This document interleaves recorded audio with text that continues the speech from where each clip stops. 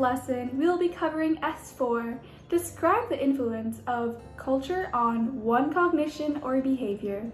So, what is the influence of culture? Well, let me show you what it's all about. I'm home. Jake, take your shoes off! It was at this moment that he knew. He f***ed up. Oh! This is how my culture influenced me, but let's dive a little deeper into the origins of culture. For my demonstration, we can see how the behaviors and attitudes from my group was transitioned into a normity to my culture. How they acted was based on customs, and that was eventually reflected onto me. As a result, it creates different behaviors in different people. In my family, there's a high level of respect for elders. This is also known as filial piety.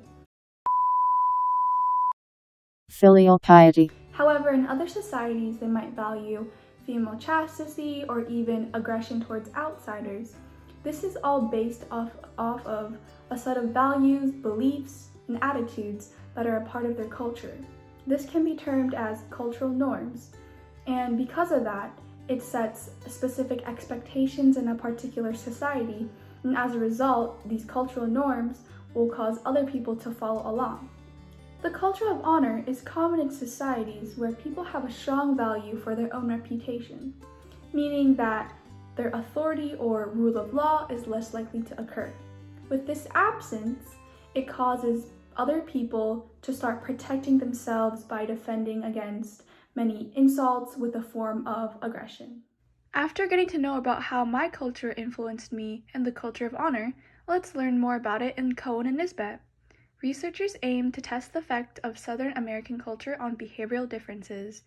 This research design was a quasi-experiment.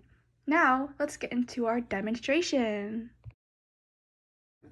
Males from the University of Michigan were selected and placed into different conditions. These 3 conditions tested the difference between Northerners and Southerners.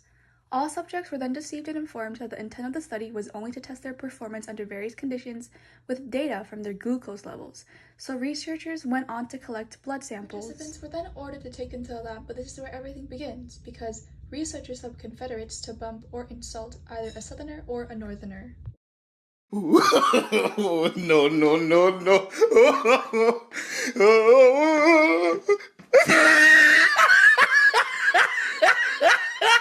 The reaction of subjects would then determine how their culture could affect their reactions and biological variations. Researchers found that Northerners were less likely to embody the culture of honor, as levels of cortisol and testosterone were lower than Southerners. In addition, they were also less aggressive towards the insult and bump. However, the Southerners differed as their levels of cortisol and testosterone were higher and they reacted with more aggression. Based on the different reactions that were seen from both the Northerners and the Southerners, we can see how their difference in culture and in area had affected their reactions in stressful conditions. For the Southerners, they valued their culture of honor, so as a result, when in times of stress, they would be more likely to have a form of aggression towards the Confederates that had bumped into them or had insulted them. But because of the difference in how the normities of the Northerners, they were less likely to react in an aggressive way compared to the Southerners because of the different attitudes, the different customs that were passed on by their family members.